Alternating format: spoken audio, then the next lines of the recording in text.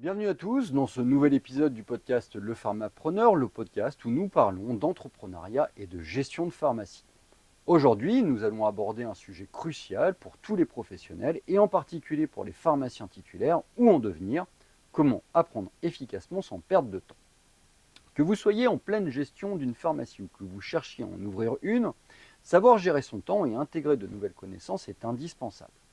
Je m'appelle Arnaud, je suis pharmacien d'officine et je suis animateur de ce podcast. Je vais vous montrer comment tirer profit de chaque moment pour avancer dans vos projets professionnels, que ce soit dans l'acquisition de compétences managériales, l'amélioration de vos processus internes ou encore la gestion des stocks.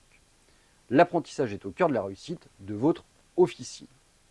Alors on commence par une idée fondamentale, il y a une grande différence entre savoir quelque chose et savoir le mettre en pratique.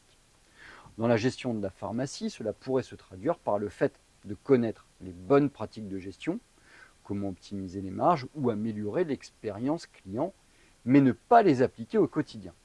C'est un piège dans lequel beaucoup tombent. Nous savons tous qu'il est important de former notre personnel, d'anticiper les tendances du marché ou d'être à jour sur les nouvelles réglementations. Pourtant, l'application réelle de ces savoirs dans nos pratiques quotidiennes n'est pas toujours au rendez-vous.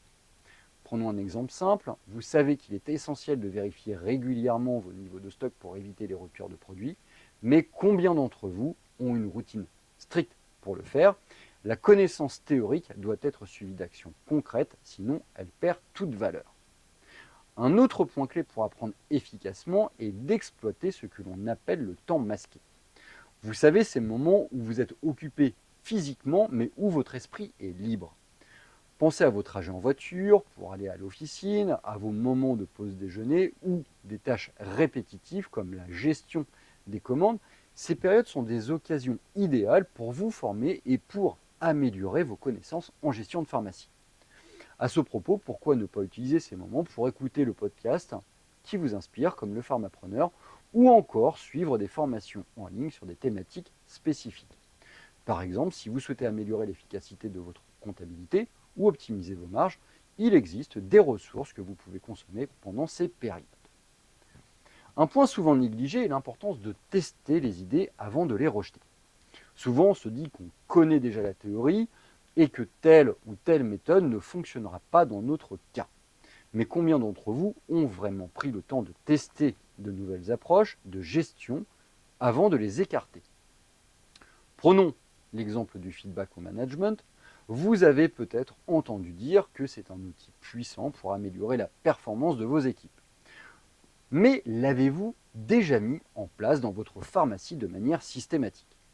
Peut-être qu'un test sur une semaine pourrait vous montrer à quel point cela peut faire la différence dans la dynamique de votre équipe. Vous verrez que ces ajustements, parfois simples à mettre en place, peuvent transformer votre gestion quotidienne. Alors souvent, nous pensons que pour améliorer notre gestion ou notre productivité, nous devons faire de grands changements. Mais en réalité, ce sont les petites actions, mais répétées quotidiennement, qui vont faire la différence.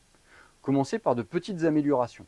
Optimiser l'organisation des rayons, réduire le temps passé sur des tâches administratives ou encore mettre en place une routine de formation de vos collaborateurs.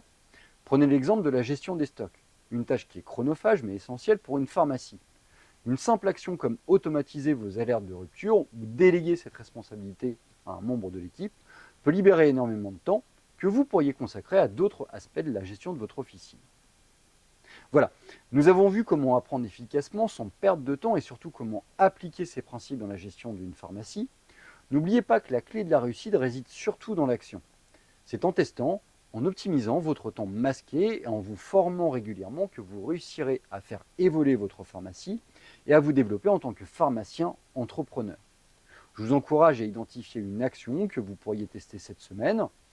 Est-ce que cela pourrait être d'écouter un podcast pendant vos trajets ou de tester un nouvel outil de gestion? Le plus important, à mon sens, c'est de passer à l'action.